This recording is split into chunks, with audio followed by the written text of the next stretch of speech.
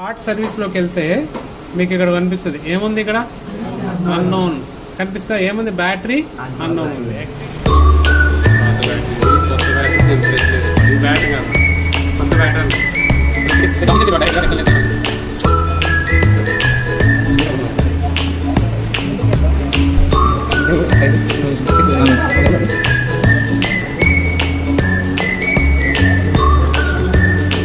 Battery అయితే మార్చాము. ఇప్పుడు బ్యాటరీ మార్చిన తర్వాత కండిషన్ ఏంటో ఒకసారి చూద్దాం.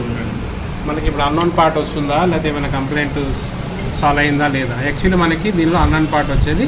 ఇప్పుడు జనరల్లోకి వెళ్ళాను చూడండి, అబౌట్ ఫోన్లో మనకి ఇక్కడ పార్ట్ సర్వీస్లో చూడండి ఇక్కడ ఏమొచ్చింది మనకి బ్యాటరీ జెన్యూన్. ఓకే, ఇట్లా ఇందాక మనకి అన్నోన్ అని వచ్చింది. వెరిఫై ఫ్రెండ్స్ అయితే చూసారు కదా, ఇదైతే మనం బ్యాటరీ అయితే రీప్లేస్ చేస్తాము.